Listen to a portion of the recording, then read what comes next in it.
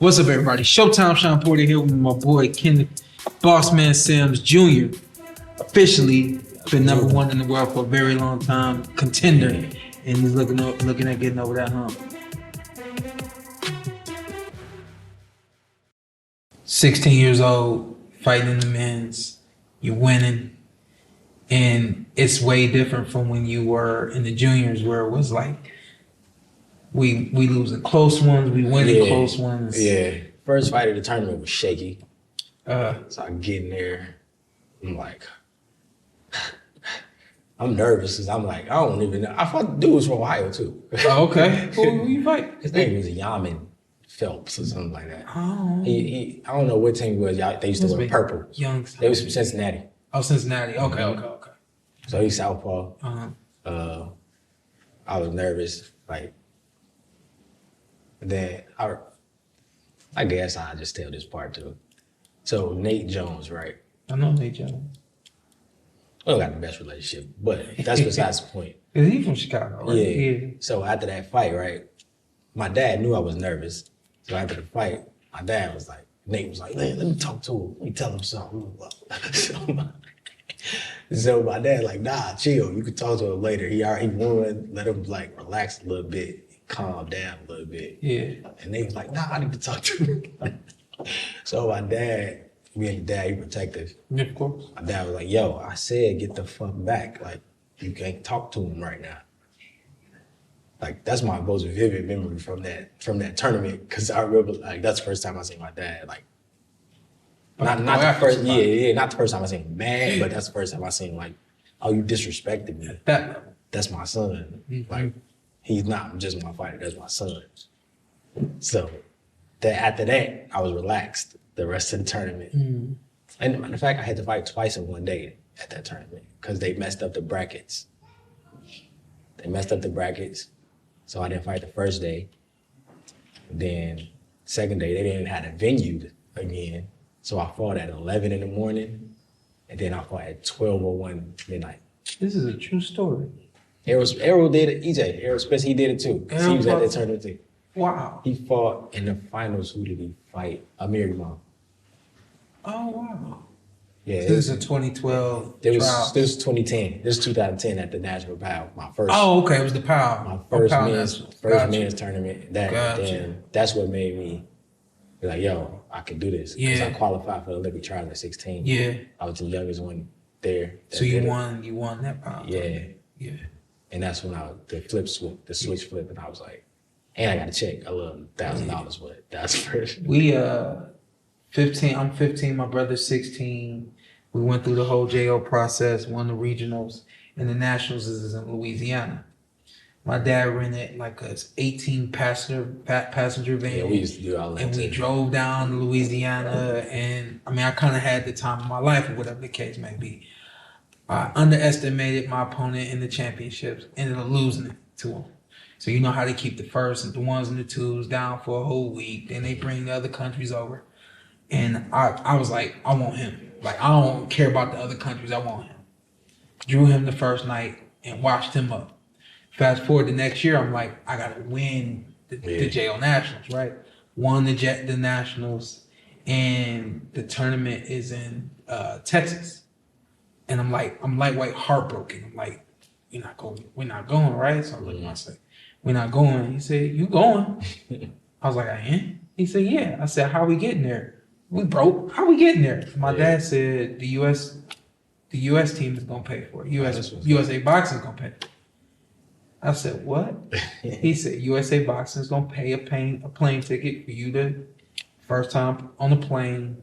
Yeah, I remember my first time on the plane too was for boxing. As that thing was going up, I said, this is it, man. I don't think I want to do nothing else. Like, this is the only thing that makes sense to me. I remember my first time on the plane. Matter of fact, I skipped the part about what made me like boxing. Yeah. My brother, because I was like you before that. I was like, I'm winning, but I don't care for this. Ed Brown, my brother that got killed in 2016. He was a big part of why I ended up liking boxing. Okay. Just his energy. Like, he called my parents his parents. Like, he called my pops and be like, Pops. He called my mom. Yeah. Like, he used to live with us in the summertime. His coach would send him to stay with us. And then like I remember my first time on a plane was to come to the Junior Golden Gloves in Mesquite, Nevada. Oh yeah. Yeah. You had to get all the way out here. Yeah, he was with us. Yeah. And just him being around made me, just because he ain't, like he took the fight serious, but he ain't take the outside part of it. He was loose. Yeah, he always made me laugh. Like, Yeah. He was like my big brother. That was the only person you remember I was saying, growing up, my peers was who, like what I guess inspired me. Like mostly him. It was him. Yeah, just because. I mean, that's my big brother. I just want just like your beloved brother. You want to do whatever he do.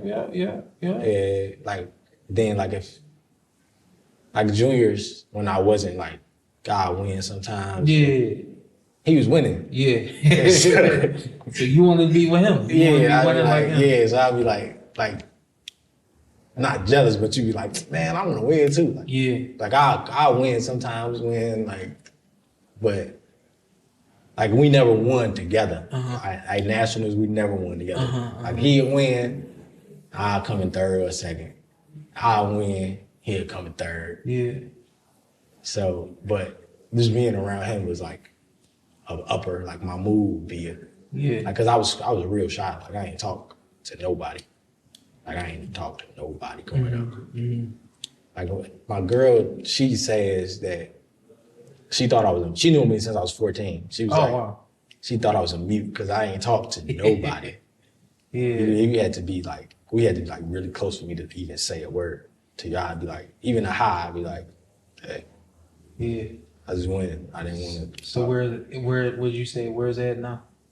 I got killed. You said he got killed in Chicago? Yeah. How'd that happen? I ain't really too sure. I know he was in the car. He's in the car and he got killed. I remember I was asleep and somebody had texted me and I was asleep, so I ain't really know. I'm thinking I'm dreaming or something. So somebody texted me like, yo, Ed got shot, blah, blah, blah. Yeah. But I'm like sleep, so I'm thinking I'm dreaming, so I ain't really. So then I wake up, I open my phone, and then I'm like, oh, that was real. You got the message in the middle of the night, but then when you wake up in the morning, you see the message. And then I see it all over like Facebook, and everybody hit me up because they know we close. Yeah. Like, even like when we used to go to tournaments, people thought we were like blood brothers. Like people from California and DC, they thought we were like they thought my dad was his dad. Like, yeah. And that kind of, he was 20-0 as a professional. Oh, wow. We had fought on the same card. Yeah. For the first time as pros, that fight before that, maybe a month before that. And then I had a Showbox. My first time on Showbox was maybe a month after that, and he was supposed to be on there with me. Yeah. So it was kind of tough. Yeah. Just cause. Did you still fight? Yeah, I ain't due to. Like when I won, they announced me I won. I didn't crack a smile or nothing. You was numb to it. Yeah. I was just like, then I got in the back and I like broke down. I just like started wailing. I couldn't keep it together. I was like. How old were you guys? Like how far apart were you in age? 2 years. Just 2 years? He was 2 years older than me. Damn, man. So how old was he when that happened? 23? Yeah, he was young. 24, yeah. Like 25, I think. I think he was like 25. Yeah, he was 20-0 with 18 knockouts. And he was pretty much the only one that you looked up to, aspired to be like boxing. Yeah. And he was the one that, y'all hung so tough. He kept you away from the, like, what I would consider like the hard part of boxing, the gritty part of boxing. You know what I mean? Yeah, as a kid. He brought in the cool. Yeah, as a kid, like even when we was at tournaments losing weight, he was always joking, like being a goofy. Yeah. Like I'd be mad because we got to lose weight, and he'd be mad too, but he'd find a way to just make a joke and be like, and I'd be like, all right, whatever, let's do it, let's get this over with. How many fights did you have after his loss until you started to feel normal after the fights? After that whole process. Like I felt normal after that one. It was just that one because he was supposed to be on that card with me. Mm-hmm. So like when I was breaking down in the back, I'm like, he's supposed to be here, like right now. Yeah. Like he was supposed to fight. Tonight. Yeah. Then my last fight was when the last fight that I fought was the last time he fought. Mm-hmm. Like that, I remember that. I got a picture. I posted it last week. Matter of fact, my story. What you mean? You said the last fight that you the card. Yeah. His 20th fight. I was on that card. That was my 10th fight. Wow. So the last time he fought, I was there. And then this next time when I'm fighting right now, he's supposed to be here, but he ain't. Yeah. You still, does that bother you at all? Oh yeah. I feel like I'm fighting for me and him a lot of times. Yeah. Cause he ain't get to live his dream. Yeah. So I think, like I just say I'm doing it for both of us. Mm-hmm. So I know he looking at me, so I know he proud of me. You have anything on your shorts, your robe, anything like that commemorates him? Sometimes. Yeah, sometimes. Yeah. I don't really put a lot on there, but it's always like just in the back of my head. Like I got an idea for like a title fight when I have a title fight. I got an idea for him to do something for him. That's good. Let's go back real quick. Who did you fight in the amateurs? Jose Ramirez. Okay. Montana Love. You got wins over Jose? No, because I hate it so much. It boils me to this day. 3-0 against you? 2. Oh, 2-0 against you. It boils me to this day. Because the first time, I swear I won. Yeah. The second time, he got that. Yeah. But the first time, there's no way I lost. Yeah. It was at Olympic trials. I remember it. I remember the scores, everything. It was Olympic trials. First 2 rounds, dominate them. I'm up. It's the computer scoring. Yeah. I'm up 5-1 to the last round. Oh. The last round, just like the first 2 rounds, but somehow I ended up losing by 1 point. 23-22. Ooh. Dang. Yeah, I remember it like yesterday. Yeah. Cause that was at the trials, and I was like, oh, they just fucked me. Cause he was the favorite. He was the number 1 seed. He had won all the tournaments, blah blah blah, before I was old enough. Like, so I'm like, oh, I just whooped his ass, and like before they announced it, I'm like, yeah, I'm good. I just whooped the number 1 seed, blah blah blah. Then they announced it, I'm like, huh? Yeah. I was confused. I didn't know what was going on. I was like, for real? The last round was just like the first 2. Yeah. How I lose that round by 6 points? Y'all come across each other? Yeah. We cool. Yeah, it's cool. It's cordial. We with the same promoter now, so I want to fight. I was gonna say I'm sure that's a fight you want. Yeah, we with the same promoter now, so I want to fight. Yeah. But yeah, it's cool. He respect me. He respect disrespect. It's all boxing. Who else? Montana Love. We fought in the amateurs and pros. Oh yeah, I know. You got a draw. I whooped his ass in the amateurs since we was kids, but I whooped his ass. We was kids. It was in Ohio, matter of fact. It's on YouTube. Yeah, we knew each other since we was like 9, 10 years old. I saw the split draw, and I was like, bullshit. I feel it. Yeah. His team admitted it too. Like, boxing not giving you no love. Nah. That's why I always say I got like a permanent chip. Like, I don't feel like no matter how far along I get, no matter what I do, ain't nobody gonna ever do me no favors. Ain't nobody gonna ever give me nothing. It's been like that, and it's gonna stay like that. So, who else? I'm trying to think of guys that's like doing something now. Yeah. He ain't doing nothing now, but he was a big deal in the amateurs. Eric DeLeon from Detroit, from Crunk. Yeah. I remember I lost to him at Golden Gloves. Emmanuel Stewart was still alive. Man, you know Emmanuel Stewart from Crunk. Emmanuel Stewart walked up to me and told me, yo, you won that. So I lost, but I ain't really take that one because Emmanuel Stewart was like, nah, you won that. Yeah. But we had I fought him at the trials, first day. Oh, that was one. I was in my head. Like how I get into my zone now, I remember that I got into that zone. I don't know how I did it. Yeah. I still don't know how now, but it's just it just happens. You know you recognize it but now. With that rematch with him at the Olympic trials, I was like, I'm about to fuck him up. Yeah. Because he had beat Jose Ramirez, he had beat everybody at Golden Glove. He had won Golden Glove, it was like 3 years straight nationals and won the Golden Boy Award, all type of that. So I'm just like, I'm gonna fuck him up.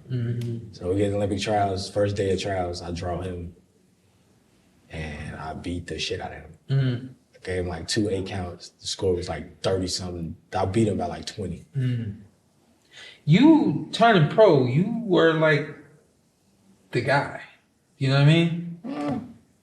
I feel like from what I've seen, what I've read, what I know, what I feel I know about you, you were the guy that wasn't on the Olympic team, but everyone knew he's gonna go on to have a professional boxing career. Yeah. There's a difference between boxing professional and having a career. Everybody thought that you were going to have a career. Yeah, for sure. Cause I stayed an extra year after the Olympics. Yeah. I won everything after that, like nationally. Was that your plan? I initially my plan, honestly, was thinking about staying until 16, until 2016.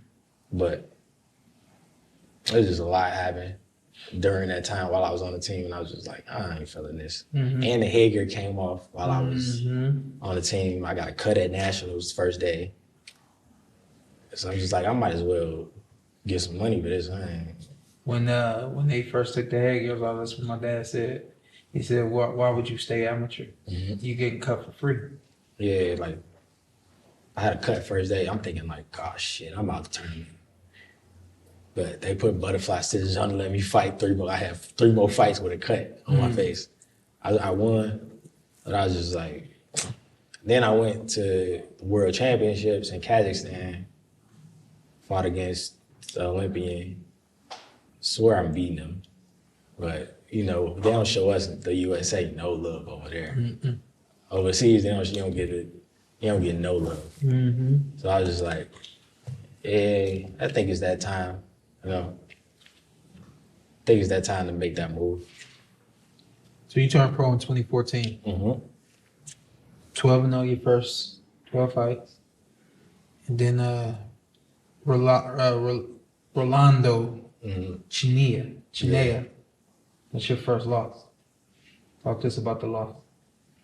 There's a lot going into that fight. I guess I'll talk about it now. It don't matter. Got to. Yeah, because I don't try to make excuses. Yeah. But I had to have surgery right after that fight on my elbow. Wow. You signed with anybody when you turned pro? I signed with Jay Prince, my manager. Prince. Yeah. Prince had you moving. He had you moving with Tyrann? Who was Prince? I was with Gary Shaw. Okay. So they always work together too. Yeah. So and Gary Shaw had Showtime, or was working with Showtime. Friday night fights was still. Oh, he was with the Friday. night fights. My pro debut was on the Friday night fights. Okay. So you turned pro. I didn't know that you turned pro with Jay Prince. How long were you with Jay? Until 2019? Yeah, 2019. 2012 to 2019? 2014, 2019. I'm sorry, 2014 to 2019. So 5 years, man. And then what about Gary Shaw? That was Gary. So I was with Gary, and then they did like the whole Rock Nation thing. Yeah. Where Gary merged with Rock Nation. Uh-huh. So I guess I was with Rock Nation for like 1 fight. Yeah, right. That initial card. That was like 2017, 2018. Yeah, that first card they had in 2015. Yeah, 15, my 5th fight. That was 2015? Yeah, my 5th fight. I remember it. It was at the Garden in the theater. Wow. Man, that was 2015. Yeah, it was 2015, my 5th fight. So I guess that was I had a fight with Rock Nation. Then Gary, I just like was inactive. Like, yeah. I had a whole year off. I know. They had a whole year off after that. I don't really know what the thing was, but we just got out of that. We found a way to get out of that contract after that. How was the situation with Jay Prince? I was still with Jay. How that relationship? That's the reason I got out the contract, because of Josh Dubin. Okay. Yeah, so then I went after Gary. We ended up with Vito, GH3. Vito Milnicki. Yeah. So I was with him for a while. He was moving me, and then the dad, right? Yeah. So that's the. He was managing. Promoting you, and then Jay was still. Yeah. So that's when we get to Janea fight Rolando. Yeah. So I was with GH3 at that time. So that's 2017. Yeah. So that's 3 years with Jay. You had already moved on from Gary. Yeah. Now you with Milnicki. Yeah, Gary in 2016. I was with Milnicki in 2016. So we kind of went from Gary right to. So what happened in the fight? In the fight, started off good, boxing. So he was a mauler. I ain't even gonna say a pressure fighter. He was just a mauler. Yeah. He ain't no style, nothing. He's just a mauler. Yeah. I don't like when people describe me as a mauler. Nah, not like you. I was like, it was one time. Yeah, it's not like you. He's like a literal mauler. Yeah. But in the fight, I started good. I guess come to find out now, I know more. Like the sickle cell trait thing, I felt that feeling that I usually get when I get that. And I had the second round, I remember the second round. So before the fight, I knew something was wrong with my elbow. I had a cortisone shot. I thought it was something that could just die. Wait, I want to fight. I'll get this taken care of later. So I got a cortisone shot. Second round, I remember I blocked a jab or something. I don't know if it was a jab or I blocked it, snapped, boom. So I'm like, my hand stuck. Like, after that, like before that even, the hand, like I couldn't straighten my right hand, my right arm before that fight. But I got the cortisone shot. I'm like, man, I'm good. Like, that's what we do. Cool, let's go. Get it. Cool, first round. Second round, I block a shot. And then like, wow. So come to find out, I had bone spurs. So that's why I locked up. Oh, wow. Yeah, I had bone spurs, like debris in my elbow. Yeah. So I couldn't straighten my arm. I couldn't really use my right hand. It was just like. Yeah, dang. So, honestly. He mauling. Yeah, he on my ass. He on my ass. He on my ass, and I'm just like this, like trying to throw a right hand. And I was just like, I thugged it out though. I thought it was close. It was close. It was close still. It was still like, I think it was like majority. And you could switch, right? You switch it. Yeah. Did you switch in that fight? I couldn't jab if I switched. Yeah, but I mean, I was switching, but I wasn't doing shit. Wasn't much happening. Yeah, I just couldn't. Yeah. I couldn't get going after that. It seemed like, you end up with a year off after that fight, and you come back and now you got to draw with Montana. Yeah. Tried to get a fight in between that just because I knew I was gonna be rusty because I hadn't fought, and I'm coming off surgery. Was the surgery, was that the reason for the long layoff? Was it more business? Both. Yeah. Both. Yeah. So then we got a tune-up fight lined up, right? And I'm sparring with I'm in Houston and I'm sparring with Shockey. Okay. And he elbowed me and I get a cut. Sheesh. And I got to back out of the tune-up before the Montana fight. Yeah. Yeah, Shockey, that's my dog does. And like, he was all messed up about it. He's like, man, I'm so sorry, bro. I already know. Because that's my dog. Like, we knew each other. Like, we fought each other in the amateur. Oh, there you go. One. I forgot. I fought on Shockey. I fought on my Roach. I'm sorry. It just came to me. Yeah. No. You good. But, you fought Lamont Roach. You 1-0. 1-0, yeah. 1-0. Me and Shockey 1-1. Y'all 1-1. Y'all gonna run it back? Nah, that's my dog. He 132. Yeah, I know he way lighter than you. Yeah. Yeah, so then after that, I'm like, then they call me like, so then I know Montana too from the amateurs. So he called me before we fought. Oh, okay. He called me. This is finna sound familiar too. He called me. He like, yo, they just offered me to fight with you. I told them we cool, blah, blah. So I'm like, all right, whatever, that's cool. We can do that later. Cause we still prospects, and they know. Yeah. So then they called me. They like, yeah, do you want to fight Montana? I'm like, yeah. I mean, he already said that he wasn't gonna do the fight. They like, oh, he already said yeah to the fight. So he's trying to get me to be the one to be like, nah. I said, and then so I was like, he said, yeah. Oh yeah, let's do it. Did y'all ever talk about that? Nah, we never talk about it. Okay. But I knew I was going into that as like the B side because he was undefeated. He's a flashy dude. Yeah. So I knew going into there, I had to like, from the jump, I ain't even fight my regular style in that fight. Somehow it's just scrubbed from the old face of the earth. I don't know where it's at. Said what? That video of that fight. You said it's somewhere. I don't know where the fuck is that. You can't find it nowhere. Oh, okay. It was on YouTube and Daily Motion, but you can't find it nowhere. Okay. But I ain't fight my regular style. Because I knew I was rusty, so I'm like, bro, I ain't gonna have no time and I ain't gonna be like sharp. I just went out there and just pressed him. Mm-hmm. Just on his ass. Just throwing a bunch of punches. Yeah. Maybe I should have won that fight, but. What is this? Your next fight I know. is Samuel Tia. Yeah. And fight, you end up losing that one. Which I'm grateful for. Yeah, so I'm grateful for that loss to Samuel Tia. Rest in peace. Just because just found out some medical issues that, or not found out, but found out it was affecting me. Yeah. So I got sickle cell trait. Yeah, I know. We're gonna found that out when I was on the USA team. The fight was only 3 rounds, so it wasn't really getting to me. Right. But I went to Puerto Rico, getting ready for a tournament, and then when I got there, they was like, oh, we sorry, you can't compete. Oh, wow. They was like, you can't, I don't know who this dude, I forgot the dude's name, but the way he broke this down, he broke the news to me was so crazy. He told me, you can't box him. Oh. That's what he told me. That's what he told me. And I was you're like, not boxing here, you're not boxing ever again. I'm like, damn. I'm like, what you mean I can't box no more? He's like, you got sickle cell trait, you can't box, blah, blah. So I'm like, I've been boxing my whole life. What do you mean?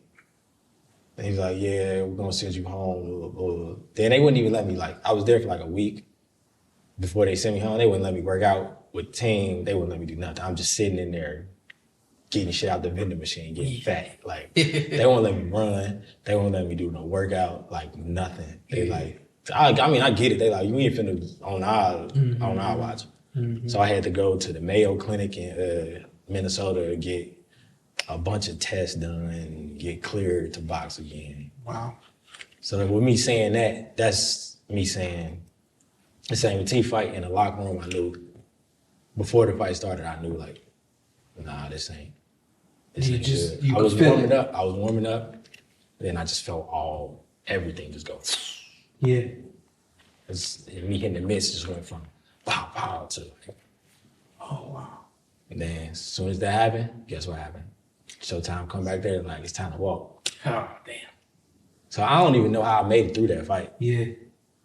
Because I felt it in the locker room. I don't got nothing. Grace of God. I have nothing. Yeah. So when did you first find out about the sickle cell? The Puerto Rico thing, when he told me. That was the first time. How old were that you? was 2013 when I was on Team USA. Yeah. Before that, did you ever feel anything and ignored it? Or probably, but I just didn't know. Just because I'm I was 20, 19 or 20 when I found out. But I probably felt something before that, but I just didn't know just because I didn't even know I had it before that. So when you go to Minnesota, you do all of the tests and everything, it comes back as sickle cell. They let me back on the team. What's the situation like now? What you still deal with it now?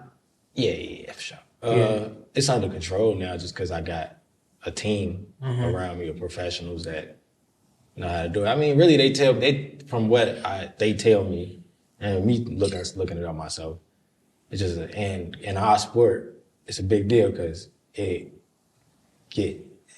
affects you when you dehydrate. Right. Like you get dehydrated, and cutting the weight, you're going to get dehydrated at some point. Mm-hmm. So with just working with my team, they make sure I get the rehydration, all that is the right stuff, so it don't affect me when I'm fighting. Dude in Puerto Rico told you wasn't gonna never Oh, fight. yeah, he told me you done boxing. Did you take that? Did you take that, or was you like, nah, I get out No, my face? I was fucked up for a second. Yeah. Yeah, I was fucked up because. You call home? Oh yeah, I called. Was you crying? I wasn't crying. You were crying? But I was like, I've been crying, bro. I was, you know what I was doing? I was eating out that vending machine every day, getting honey buns, cupcakes, and Emotional eating. I was fighting at 132, right? So when I go to the Mayo Clinic, you guess how much I weighed by the time. This was like a couple weeks later. It's 167. I was gonna say you wasn't in the 60s. I was 167. It was the emotional eating. Yeah, I was just eating. Yeah. It was like, because he's like, you can't box no more. And I'm just like, huh? What you mean I can't box no more? I've boxed my whole life.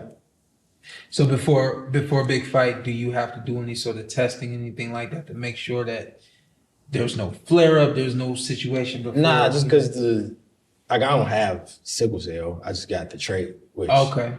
Yeah, I don't have sickle cell. Okay. Yeah, I just got sickle cell trait. Okay. I guess it gives you get symptoms of sickle cell when you get like to a certain point, like you're not dehydrated. Like, so like, nah, I don't gotta get no testing done. I just gotta make sure I rehydrate properly, eat the right stuff, drink the right stuff. You ever had any issues as a professional? That's how we take fight. Oh, just this one. Yeah. Why did you say you were grateful for the loss? Because if I didn't feel that in that locker room and getting that fight, like I know something wrong. Say I win that fight, and then I get to a 10, 12 round fight, and I'm getting there feeling that. It's like, I'm glad I got to me at that point instead of this point I'm at now. It was like another alarm. Yeah. So you got that Puerto Rico situation. You don't know what you're dealing with. Minnesota, they tell you what you're dealing with. Yeah, because the Puerto Rico thing, I had never felt it because I was only fighting three rounds at amateur. So I'm just like, what you talking about? I don't even know what you talking about. Then when I get to 8 rounds, like even as a pro, like 4 rounds, 6 rounds, that ain't really. When I get to them 8 rounders, even some of the ones I won, I felt a little like. Because I was doing it. Like I learned all of this shit. I learned on the job. Just me and my dad. Me too. I ain't had no professional, like nobody around me. Yeah. So I was still just cutting weight like an amateur. Yeah. Like shit, like standing there starving myself. Like I'm starving myself. Then I'm just thinking like, okay, I starve myself. Then once I weigh in and I eat, I'm good. But that ain't how it go. Let's go back real quick against Chinea. How did you handle that loss? That first one. Terrible. Yeah. Yeah. Define terrible. I was sad for weeks. Yeah. Like it took my girl telling me, like she encouraged me a lot. It took her, like my parents encouraged me too, but they supposed to do that. You know, like my girl, she don't gotta do that. But she was just like, because me, I always say I ain't fighting for myself. I ain't just fighting for myself. So I feel like I let a lot of people down. And she was just telling me, like, you ain't letting nobody down. Like, the people in Chicago, like, a lot of people in Chicago, they look at you like a superhero just because they don't, like her little cousin, she was like, my little cousins look at you as a superhero because they don't know no athletes, and then, but you right here, they see you all the time. So you ain't disappointing nobody. And she was like, the only way you disappointing them is if you just quit. Yeah. So, great information from a great lady, I'm sure. yeah. Come back and you get a draw. Oh, see, that one didn't. I was mad at that one. Yeah. That one pissed me off. I wasn't like distraught about that. I was pissed. I was pissed. Like I wasn't distraught. I was just like, bro, there's no way I just lost that fight. Yeah. And his team was being a little extra, so that was making me more mad. Because they was getting into it with my people during the fight, I heard, like, my friends was ready to fight in the crowd. So I was just like, bro, this whole thing just got me pissed off. And then the immediate fight after that, you lost again, right? Mm-hmm. Tell me how you feel. You go loss, draw, loss. You felt like it was a wrap? Oh no, I ain't think that. But I was like yeah, like what the like I life know was over. Yeah, it's like one of those like I'm like what the fuck. And then that's just when we sat down and we was just like we gotta figure this out. Man, that's when we got with K after that. Okay. Got with K after that. Okay. So you've been with K for a minute. 2019. Yeah, you've been with K for a minute now. Yeah, so like after that, I went home. Like I was sad. Of course, I'm sad, man, all type of emotions. But I talked to my uncle Ed, that's my manager now. And he been supporting me since I was a kid. That's who used to pay for me to go to all my tournaments. What's up? Yeah, so I talked to him and I'm just like, he asked me, like, him and my people, my dad, they always be like, you still want to do this? I'm like, yeah. Like, I know I'm good. Like, I know I'm better than a bunch of these people. We just got to figure this out. Yeah. And figured it out. Yo, the way I look at it, you had injury, first loss.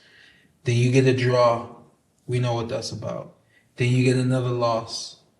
And we look at the sickle cell situation. Mm-hmm. But then things turn around. And then 3 fights after that, they put you in the ring with Elvis Rodriguez. Mm-hmm.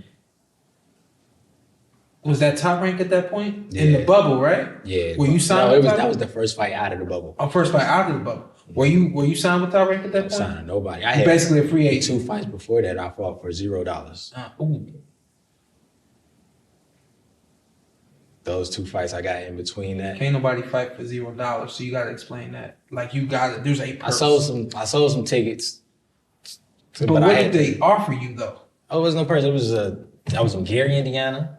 Oh, okay. Yeah. Okay, that makes sense. No, it wasn't a real, like I was in the gymnasium. Yep. Yep. In the gymnasium, fought. I had to sell the tickets, but when I got to sell the tickets, I had to pay the dude, the opponent. I probably made like $100, $150, $200, which in my book is $0. Twice. Yeah. Twice. Yeah. Did you understand that this was just the road that you had to take to get back? Yeah. You understood that? Oh yeah, I was locked in. I knew. I was like, I was locked in. I dig that. They call you and they tell you Elvis They Rodriguez. had offered me the Elvis fight maybe twice before that. Okay. But they offered me on 2 weeks' notice. Oh, okay. And we was like, no. Yeah. Give me camp and I'll do it. Yeah. So the first moment they all called back and they was like, Elvis Rodriguez, we was like, when? And they told us, like, oh yeah, you do it. No questions. No question asked. Yeah. You expected. Matter of fact, K didn't even ask me before he said yeah.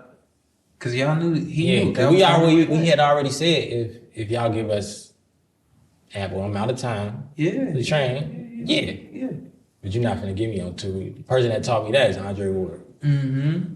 So I look up to him like now. Whenever I need like some advice or something, I hit him up.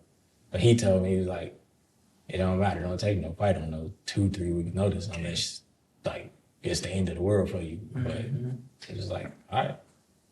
So they offered that twice, but the moment they said, you got some time, let's go. Yeah.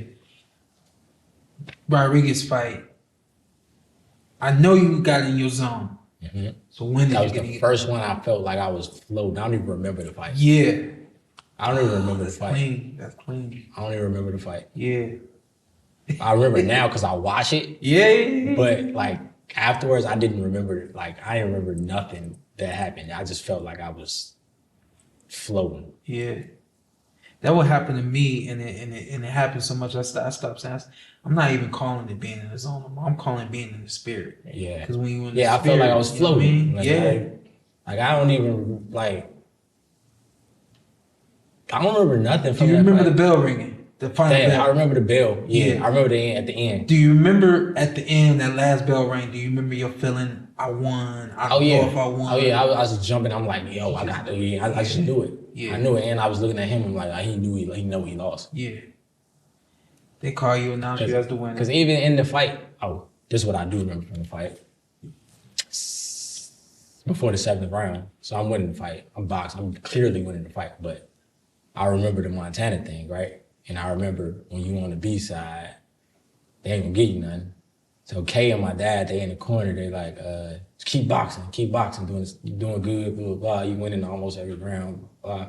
And I looked at them, I told them, no disrespect to y'all, but I'm looking at him and he tired. I'm about to go beat his ass. So I strayed away from the game plan, but it paid off, but they still tried to job me. Wow. Again, they made a majority decision. Yeah. But I was like, nah, they not taking this from me. Wow. Ooh, real quick, let me ask you about that. You went against the game plan. You went against what they said. You told them what you was going to do. Me as a fighter, I've always felt like that's a no-no. What? I just know. Yeah. Like, I just know. Like, even, like, with Kay and my dad,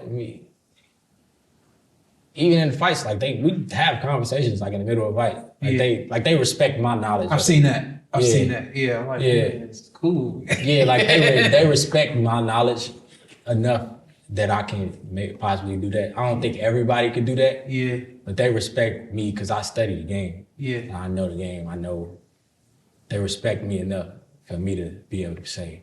That's why I said it before. I was like, no disrespect. Because I was leaning. I remember Floyd saying this one time in the interview. He leaned over to look. So at the end of the round, when he walked, I seen him walk like slumpy. So when I sat down, I was looking, he was like, and it was like, keep boxing. And I was looking over there, and I looked up, I said, he tired. I done beat his ass. Yeah. Damn. They announced you as the winner. I'm sure energy around the whole team. Did y'all feel like y'all was back? Oh, yeah, absolutely. Because he had won Prospect of the Year the year before that. Yeah. He won ESPN Prospect of the Year, so. How long did it take you to realize you wasn't back? Not long, because I couldn't get a fight. Not long. I'm thinking, and the Top Rank thing, the thing was, it was agreed to. I win that fight, we were supposed to get a deal. Yeah, Rank. and they didn't sign you. They said, what they say is, they talk, all the guys that they had around that they can match with me around that level, blah, blah, blah. At 140? Yeah, said they wouldn't fight me. So they was like, but what's his name? Brad, I think. Brad. He told me this to my face. He was like, we wouldn't have been able to do nothing because they didn't want to fight you. You would have just been fighting tune-up. They basically said they did you a favor. He was like, you would have been fighting tune-up fights over and over and over again. Wow. Well, you get one more fight in 2021. You got 2 fights in 2022. Congratulations for those 2. One fight in 2023, bro. Yeah. And you signed with Golden Boy. Did you sign with Golden Boy in 2023? I was with PBC in 2023. 2023 you was with PBC? Yeah. When the Akhmedov fight. Yeah, yup. You signed with PBC. It was with PBC through Vito, GH3. Like, you know how to, yeah. 2022 or 2023? 2020, after the Elvis fight. I went back to Vito. You went back to Vito after that. He had the connection with PBC. Yep. So you were Vito after Before Elvis. After. Yeah. 2021. You only got one more fight in 2021. Yeah. And then the 2 in 22. What do you think is the plague? What do you think is? I was getting offer fights. Mm-hmm. I'd say yes. And then the other side would say no. Yeah. People don't realize this, but you probably might be one of the most ducked fighters in the world. Mm-hmm. Why? Dre actually told me this. It's cause like I'm willing to fight, but it ain't easy to hit me. It's like I'm a boxer. People see me and they see like that's not a simple person to get ready for. It's a lot that comes with getting ready for me. Yeah. I got fight southpaw, I can fight inside, I can fight backing up, I can fight mid-range, I can fight middle of the ring, Yeah. I can fight off the ropes. And I guess people would rather a more simplistic person to get ready for, especially if it ain't for a boatload of money. As a professional, who have you looked up to? Who have you tried to model your style after? Any fighters? Still a lot from everybody, honestly. Yeah. Because my thing, I don't really, like, I'll watch fights live, Yeah. but I don't really go back and watch a lot of boxing. My way to watch boxing is sitting around the gym. Mm-hmm. Like, even, like, amateurs that I steal some shit from anybody. Mm-hmm. If I respect it and see it look like, I could do that. Yeah. I steal from anybody. Like, so I done stole a lot from Bud. Stole a lot from Shakur. Andre Ward. But a lot from Bud and Shakur, because I was in the gym with Shakur a lot. Yeah. With K, so I was just watch, steal stuff all the time. Yeah.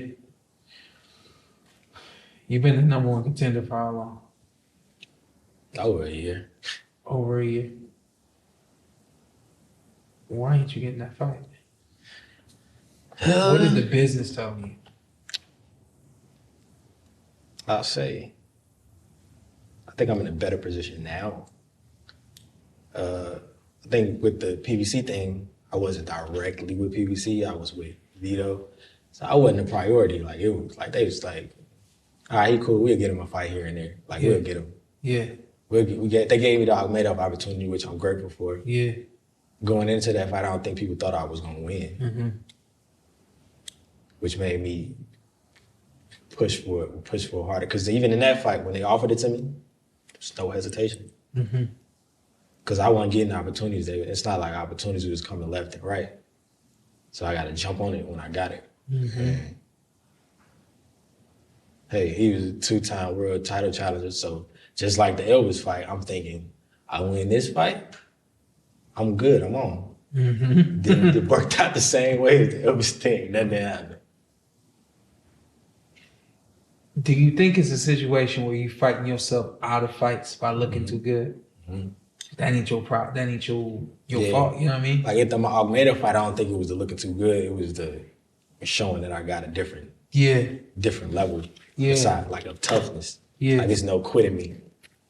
Like Dre, when he posted something from his interview last week, and he said, everybody, just because you're a professional fighter, every professional fighter not the same. Everybody not willing to go to that place that it takes. You got a breaking point. And I think in that fight, kind of showed my breaking point. You ain't gonna find it. So now it's this dude that he's skillful, and now we know, like, he ain't no goofy. I ain't no goofy. Right. And now we know that. Right. So that's a tough hill to climb.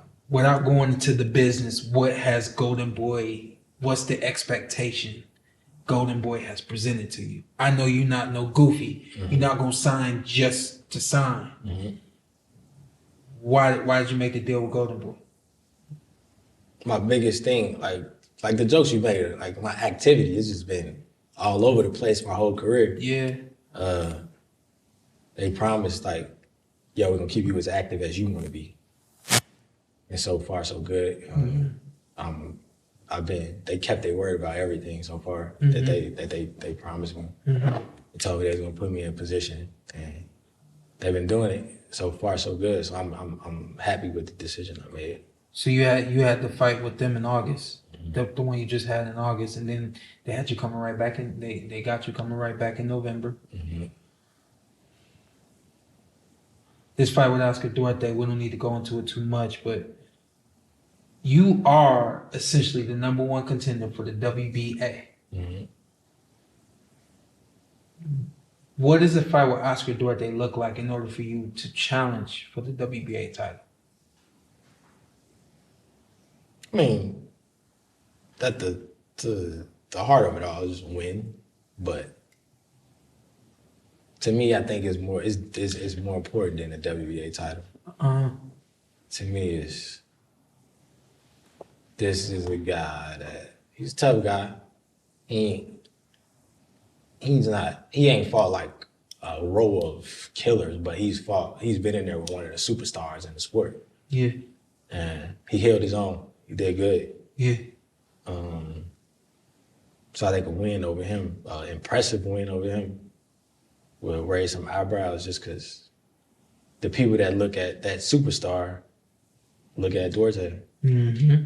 And That's what I'm looking at. That mean they looking at me. Yeah. That's So what I'm looking at. I gotta show them what they looking at. Yeah. Couple names I got written down right here: Rio, Teo, Lopez Jr., Devin, Haney. We can include Ryan in that. There's a few other guys, but I think there's I'm not exactly sure who's right there with Golden Boy that you could fight, but who do you want to fight? All those guys you just named. Yeah. And then on the Golden Boy side, they got Jose Ramirez, which Right. and Arnold Barboza. Oh yeah. Yeah. Barboza. Yeah. Me and Barboza, we didn't exchange some words before. I saw that. Yeah. I saw that. That's because they offered me the top after the Elvis fight. Yeah. They were supposed to sign me, but they didn't. But they offered me Barboza, and he turned it down. Mm. Then they offered it again a while after, turned it down. Mm-hmm. And he had a main event fight on ESPN. They called him out on ESPN, like, Oh wow. yeah, Mark Creeple called him out on ESPN, like, why you turned down the fight with Kenny Sims? Yeah. Wow. On ESPN, his main event card. Yeah. He's like, why you turned the fight with Kenny Sims? Yeah. Of course he lied. He said, I don't turn down no fights. But your promoter asking you why you turned down the fight with Kenny Sims. So they not gonna make that up. Let me give you this scenario real quick. A couple more, then we out of here. I look at you a lot like I used to, like myself. I was always the nice guy. I was always the guy that was gonna be respectful, smile, get in the ring, do my job. Outside of the ring, I'm always professional. I felt like I got to a point where I felt like I'm not being taken serious. And while I'm with the best team, PBC, I feel like y'all are choosing other fighters over me. And I took it upon myself to start making moves, start getting in front of people's face, cameras, getting in the ring.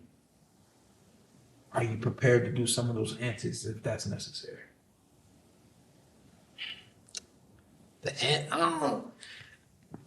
I'm willing to do whatever I gotta do, honestly, at this point. I ain't getting no younger. I think creativity is something. Yeah, that's what I was gonna say. Yeah. Like, I'm willing to be creative with what I gotta do to get my name out there. Yeah. I don't know about all the other people they stupid stuff, that dumb shit. I ain't willing to stoop to that level to do the dumb stuff. But I'm willing to just be creative on, I guess in these times, I mean, you got your promoter, but you your own promoter. Like, you your biggest promoter. You gotta promote yourself. Mm-hmm. So it took me a little bit to learn that. Mm-hmm. I'm getting it now. Like, I'm learning. Like, I gotta just open up. Cause like I said, I don't like talking to people. Yeah. But I'm better now. Like, I'm cool. Like, Yeah.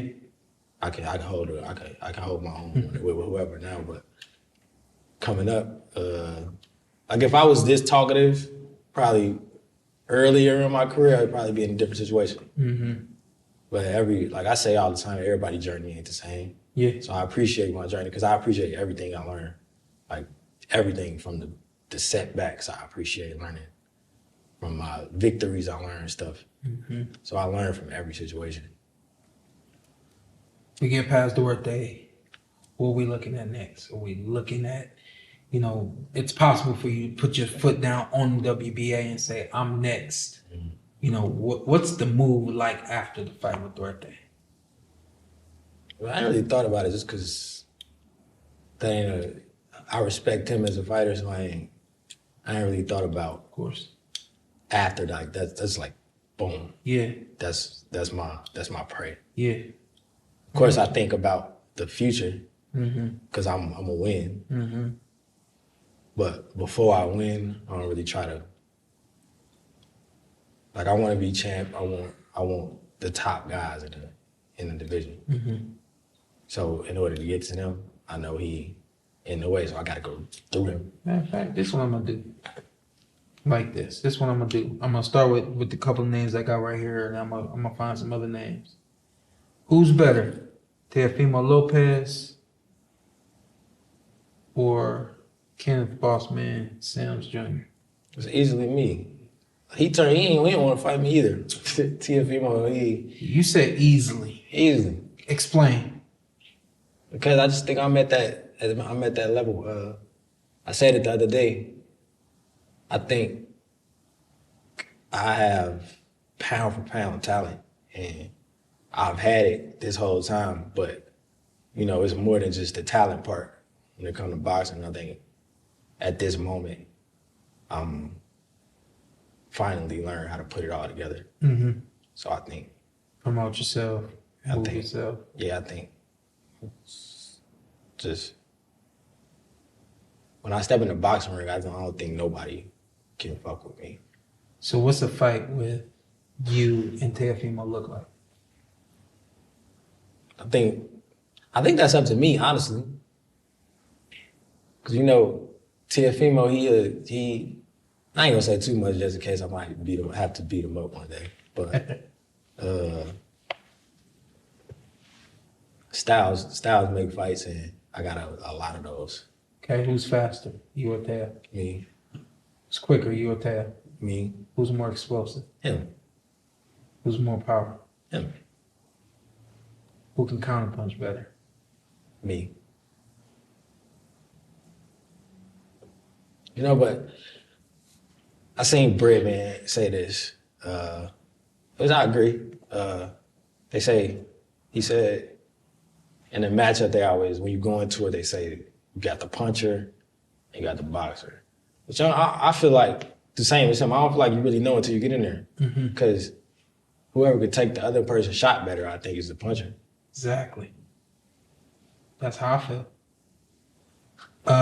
What's the fight where you and Ryo look like? I like that fight. I think that's a fun fight. Yeah.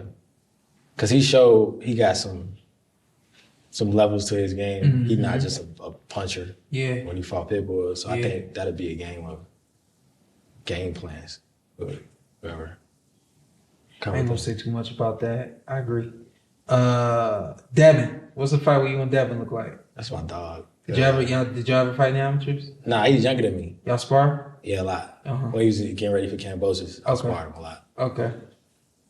What's that fight look like? It's a good fight. I feel like you said that to me before. Like, that's my dog. I feel like you said that before. Yeah. So you don't want to talk about that one? Yeah, not really. We can talk. If it has to happen, we can talk about it. But I ain't gonna. Jose Ramirez. It's a clinic. Damn, boy. What? It's a boxing clinic. A masterpiece. Ew. It's a masterpiece. Yeah, talk. Josh Taylor?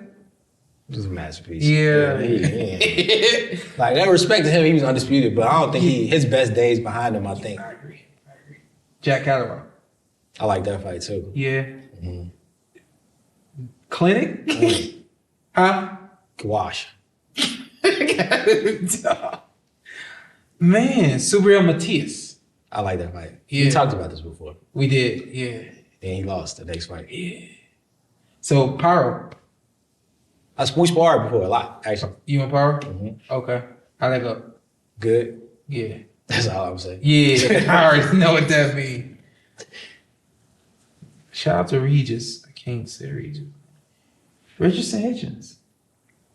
I like that fight. That's a good fight. I feel like I of think those names, that might be like the most competitive. Because style wise. Devin's competitive. I mean, they're competitive, but like when you say wash, clean up, like I'm like I could actually see that. Mm-hmm. Yeah, Africa, he good fighter. He got a lot of tools but I think Teo's a tough fight. I think Devin's a tough fight. I think Richardson Hitchens is a tough fight. At 140. Outside of that, I think Gary Antoine, I think that will be a challenging fight. Could be. But you're the cleaner boxer for the sake of words. So I think that, you can keep that fight, you could tame. He's a lion. He's a lion. He's gonna come for sure. Yeah. You are a family man. Mm-hmm. Tell us how many kids you got. 2. Got my daughter Nova, my son Kenny the third. Nice. Yeah, their mom. She a big part of this. Yeah. Because she allowed me to leave and come get ready for fights. So you still live in Chicago. Mm-hmm. You spend a lot of time in Vegas. Do you bring the family over? I have, but not like often, just because I don't try to be here unless I gotta be. Yeah. You try to be in Chicago. Yeah. The weather better in Chicago than it is in Nah, Las I Vegas? just don't care. I love Chicago so much. No, I'm saying, like, is the climate better in Las Vegas than it is in Chicago? Yeah, the weather's better here, but I don't care. Is the energy in Vegas? Which one do you like? Yeah, training. Yeah. Chicago energy better than? Oh yeah. I'm saying, like, what is holding you? I don't know. I don't know. I just love that city so much. It would be different if you say, "Well, my kids is there," you know. Well, yeah, absolutely. That. But that's not what's. You know what I mean? Yeah, my kids can come with me, but yeah, Chicago just got me like yeah. it's like I live and breathe Chicago. It's just Does it mean a lot to you to take a world championship title back to Chicago? It means a lot to me to take a title there, but it means a lot to me to bring a fight there. Yeah. Because we don't have those. How old are your kids? No, how old is Nova? 3. And then how old is Kenny? 1, he'll be 2 in February. So they still don't understand what you do. Mm-hmm. Nova she understand that you leave? Yeah, they go to the gym. They go to the gym all the time. Okay. My dad got them little baby gloves. Okay. They be hitting the bag and stuff. You want them to box? Nah. Yeah, nah, right? Nah. You ain't like it. Why would you? Nah, but I'm just like my dad. I want them to learn how to do it. Uh-huh. I ain't gonna force them to compete like he made me do. Uh-huh. But I want them to do it. And then if they end up liking and want to do it, I support it. Yeah. It wouldn't be my first option or my first pick for them to do. But And the lady in your life, is this the lady that you've known since you were about 14? Mm-hmm. You were in the depression after your second loss. And it sounds to me like everybody else was saying it, and it didn't really mean anything. Why did it mean so much more, or why did it mean more when she kind of picked you up off of the carpet? Because cried ass. Yeah, I ain't gonna lie, I was sitting. One day I was sitting on the floor just like this. Oh damn, boy, you was done. Yeah. God damn. So why did it meant a lot because me and her, we knew each other that long. We weren't together that long. She's my best friend. Like, we didn't get together till we were 20. Yeah. But we knew each other since we was 14, 15 years old. Yeah. So I respect her. Like, even when we was friends, she always like had my back. Like, she looked out for me. She didn't let nobody like play with me, like say nothing crazy about me. So her just saying, and she ain't really the talkative, like, she'd talk, but she'd play a lot. But she ain't really the person that's gonna have like serious talk with you, you know? So when she say something serious, I take like, all right, she for real. She ain't playing around. Does she know that she's the one that got you up? She don't? Damn, boy. When you gonna tell her? What she watch this? Oh, okay. That's what's happening. Well, y'all gonna have to talk after this. Yeah, she probably got some, like, she know, but I ain't never told her, like, yo, you the reason I picked myself up and got it together. From everything that I gather from all this, Ed, you fight for Ed. You fight for your family. Oh yeah, my mom, like, I want to retire my mom. Yeah. Like, I know that's not Why my... your daddy do that? He ain't supposed to do that?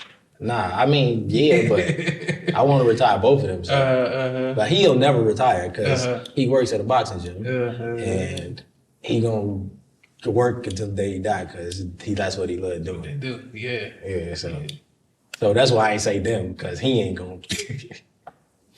What other why? What's the other why? I want to leave something for my kids to remember. Yeah. Like, I want.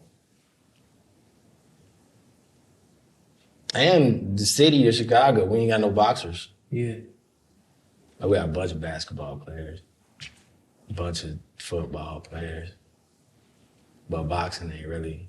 Like, the universal person, if you ask anybody in Chicago, it's one universal person that everybody loves. He's a basketball player. Oh, the basketball player. Oh, yeah. Say it. Derrick Rose. Exactly. That's the only person. Hold on, is it Derrick Rose? Yes. It ain't Michael Jordan? No. I thought you wanted me to say Michael Jordan. No. It's Derrick Rose. Is Derrick Rose from? Yeah. Oh, he's from the city. He's from there. He's from the city. Okay. Yeah. Like, he's like, you know how Chicago, like, I say, you know how you can see like, oh, say if I was a basketball hooper, I'd be like, oh, D Rose made it from where I'm from. Okay. That's possible for me. Mm-hmm. That's what I want to be for like the kids that's boxing in Chicago. I want to be that. Mm-hmm. They already look at me as that, even though I ain't this shit. But I want to literally be that for real, not just them look at me like that just because I'm the person that's taking it the furthest right now. I want it to last. Where do you see yourself in 10 years? In 10 years, I want to be laid back with my family, just enjoying things I worked for and having a business that's making money while I ain't got to do nothing. Yeah. You know? Yeah. Like, I put a lot of time into this since I was 8. Mm-hmm. So, how old am I? 30? I don't want to be one of them 40-year-old dudes still trying to fight, still trying to. Because this ain't no easy sport. Mm-hmm. And I don't want to stick around too long. Is it one belt? Is it all the belts? It's 2 belts? You know? Yeah. Some people be like, man, I want to be undisputed. Yeah, initially. Yeah. Initially, that's what it was. Yeah. But I won't say I'm fighting for money. But I will say, like, I'm fighting to provide for my family. Like, I know a lot of guys, like, I seen some top guys say, like, yo, money's not a good enough motivator, blah, blah, you gonna get hurt, fight for money. And nigga, I'm broke. So that's a big enough motivator for me, because it's not just the money that's motivating me, it's what I can do with money for the people I love. Yeah. So all of that works together. I ain't just fighting for money. Yeah. I'm fighting for the money because it's gonna be able to provide for the people I love and put them in a better situation. Promise, this is the last one. When you're done boxing, what do you want people to say about you? And this won't be the last interview we do anyway, so I probably shouldn't even ask. When I'm done boxing, I just want people to say he gave it his all. Yeah. Because that's just what's been instilled in me since I was a kid. Mm-hmm. My dad, like, I'll get in trouble if I say I quit. Mm-hmm. I'll get in trouble if I say I can't do something. Mm-hmm.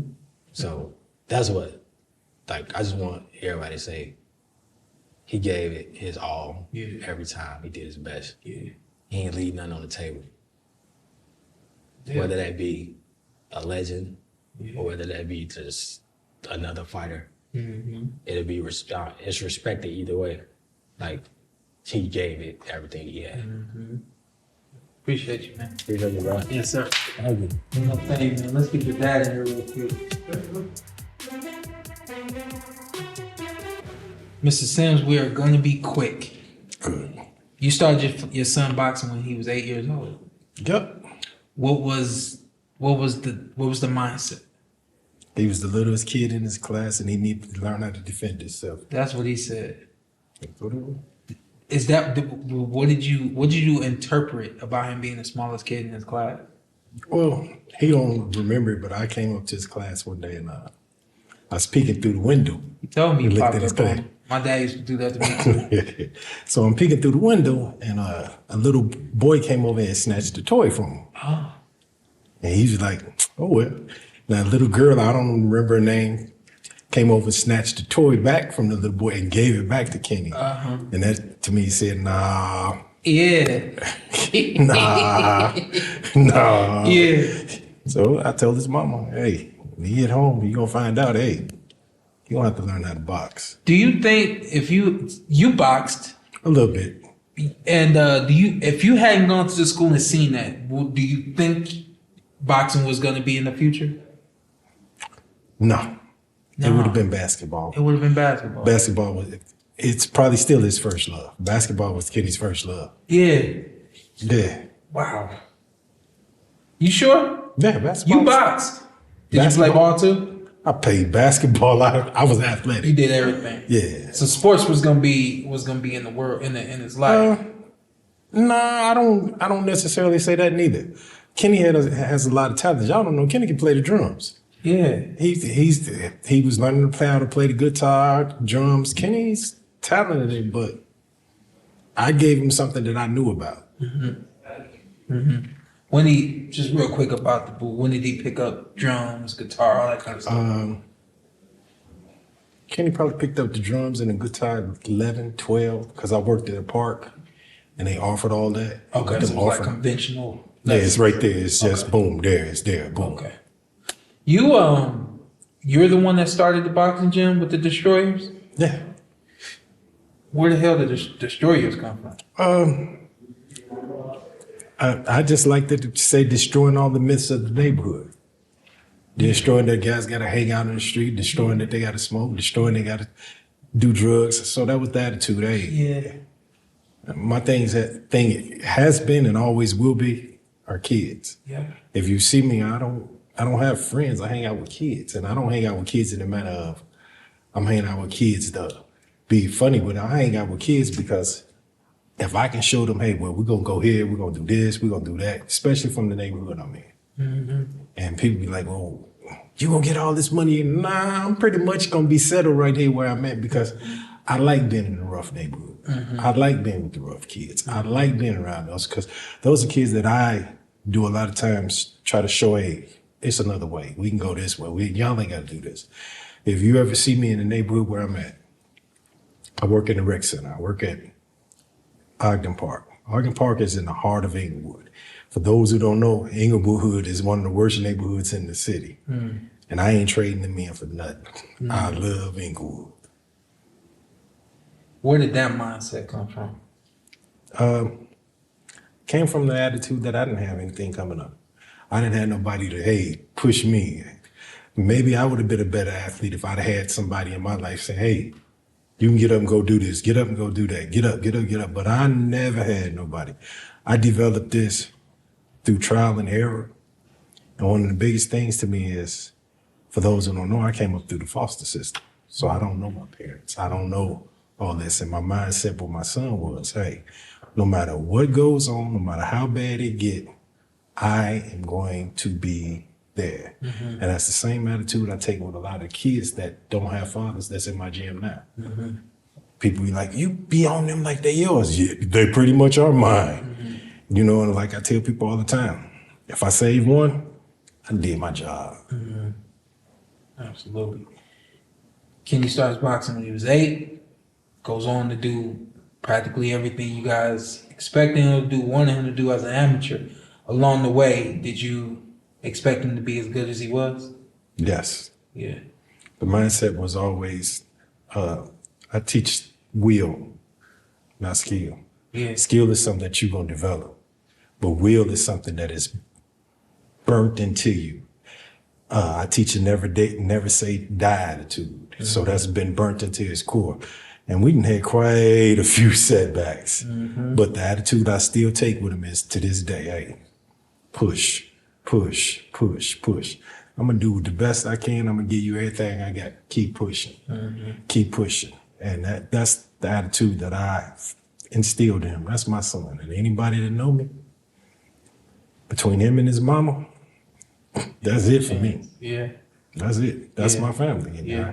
I got other family members, but they here. Boom. Now you ain't got to guess. We move forward. He turns pro. Took a loss in his 13th fight, I believe. I got the names. Anyway, after the first loss, how did the family, how did you specifically with your son, y'all a team, how did y'all cope with that? That's life. The man above don't give you nothing you can't handle. Everybody pathway ain't straight this way. Everybody pathway is not the same. I don't take nothing away from the losses. What I tell people is that's the loss that he needed to get where he's at. He took that loss, but then he comes right back and he gets a draw. You still cool like you cool right now? Yes, ask him. You can ask him. My attitude is still what I tell you. He came back. He had another loss after that. You still like is that move forward. Yeah. Move forward. The a loss is not a loss. A loss is only a loss when you don't take it as a lesson. Mm-hmm. The man above, I'll say it to anybody, the man above meant for him to have them losses. Mm-hmm. And if he means for you to have them losses, the losses are going to happen. Mm-hmm. When it's said and done, I knew how good he was. Mm-hmm. We just needed to figure out what was going on. Yeah. As you have figured out what's going on, that's pretty damn clear. Now, have you figured out what's going on with the business of boxing because you can't get the opportunities? Well, it's not about me even figuring it out anymore. As I said before, I practically really don't care. All I want him to remember to do is enjoy what he's doing and let God deal it the way that he want to deal it. Because we ain't got no control of the politics of boxing. The politics of boxing is a bunch of, I'm going to say it like I told now, a bunch of bullshit. And everybody know it. You don't see the top guys really fighting top guys. You don't see the guys that deserve a chance, that didn't work their asses off to get given a chance. And you see that up and down the line. You see a lot of these guys, that's top tier guys, and I ain't gonna call no names, but they ain't shit. And I'm gonna tell it just like it is, they ain't shit. But they gonna get it because of the name recognition, because of who you with and all that. But when it's said and done, if it's meant for us to have, it's meant. If not, we're gonna keep on moving. I do want to go back real quick. I want to ask you about Ed, a great personal, very close friend, who, you know, had his life taken. I know you saw how Kenny handled it. How did you handle it?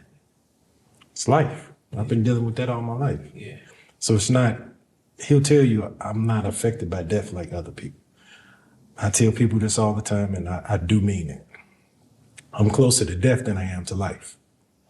I am. Every day. Once a man is born, he's closer to death than he is to life because he's here. Life came out. Now it's time to, every day you live to what? You live to what? You live to die. Yeah. So I'm closer to death than I am to life, and I'll tell anybody, yeah, it hurt. And it more so hurted me because I seen how he was hurt. But for me, it's like, hey, if you knew how many people I lost in my lifetime, you get to the point where you say, okay, it hurt, but keep moving. Yeah. Keep moving. Yeah. Keep moving. And that's going to be my attitude. Keep moving, keep moving, keep moving. No matter what hit me, keep moving. Yeah.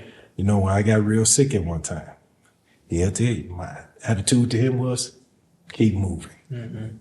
If I leave here tomorrow, keep moving. And that's what I preach, keep moving, keep moving. You saw him deal with that. How did you help him deal with it? I just told you. Yeah. I'm real strict with it. Keep moving. That's it. That's the only way you can deal with it, death. Yeah. And then what about the losses and the draws? I know you saw him down and out.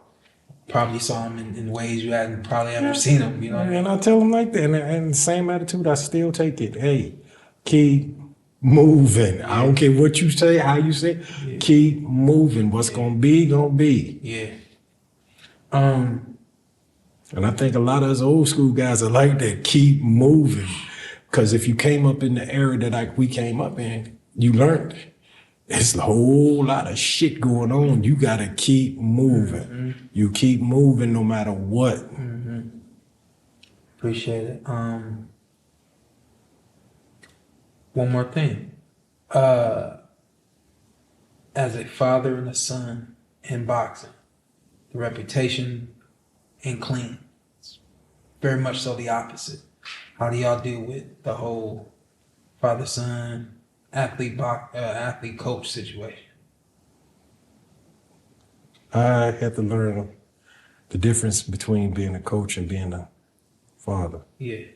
And once I got that separated, there's a time, like I said in the little movie we did, there's a time for me to be a coach, but then there's a time for me to be a father. I don't bring coaching home. When we out of the gym, we out of the gym, unless we just want to talk about it. And me and my son are not two guys like a lot of guys will. I talk to my dad like that. Me and my son will sit in the room with each other. Yeah. And watch a whole movie or whatever, Yeah. and won't say two words. That's just our relationship. Yeah. But I can guarantee you one thing: I'll lay my life on the line for him. So it's not like I'm not a person who do a lot of talking. It's just like he'll tell you about me, things about me is, if I don't like you, I don't say nothing to you, period. I don't care who you is. If I like you, I may call you a motherfucker. Hey, what's up, motherfucker? That's me. Yeah. Those who know me know that's how I am. That's how I talk. Yeah. Shut your ass up. Yeah. Now, if I don't like you, that's the conversation. I won't even speak to you. When I walk in the room and you ever see me and it's somebody I don't like, I ain't gonna say 2 words to them. Yeah. Hey, one more thing before we get out of here. Talk to me a little bit about Chicago. I don't want you to tell me about Chicago, but he said he can't leave Chicago. You said the same thing the other day when I was talking to you. He says that taking a title back to Chicago, that means the world to him. Does that mean the same to you? In a sense, it does. For the simple fact is that I can't tell you the last champion we had. I think it was David Diaz. He said. I think David Diaz was the last champion we had. Excuse me. And when you think about it and you sit down and you look at it from the standpoint of the black kids from our neighborhood haven't seen that. The black kids from the neighborhood that when I speak about the neighborhood that I live in and the neighborhood that I love, I'm a Chicago from head to the toe. I root Chicago teams. I talk Chicago, but I really talk black. And I ain't ashamed of that. Yeah. I talk black. And when I say black, I'm tired of seeing a lot of my black young guys getting killed in Chicago. But I tell folks this all the time. Chicago is a beautiful city, but the bullshit is that they always show you all the bad shit that happened in Chicago. But they'll never show you none of the good stuff. Like I told you the other day, I said, I don't watch no news. Yeah. And I don't watch no news because all they show on the news is, Call me crazy, but I think a lot of them guys out there is trying to live up to the reputation that's been set on the city. yeah. It's like I told you one time somebody told me Chirac. I don't stay in no damn Chirac. I stay in Chicago. You can call it Chicago, you can call it Showtime. Yeah. You can call it the Shot, but I don't stay in no Chirac because everywhere in Chicago is not bad. We got, like any other city, you got an area where it's bad. And for the most part, even in the bad areas, you got good people. Yeah. And we always take away from the good people Yeah. and glorify all the bullshit. Yeah. This ain't gonna be the last interview we do, so I'm gonna cut it here, all right? All right. I appreciate you, sir. No problem. Thank you, man. Yeah.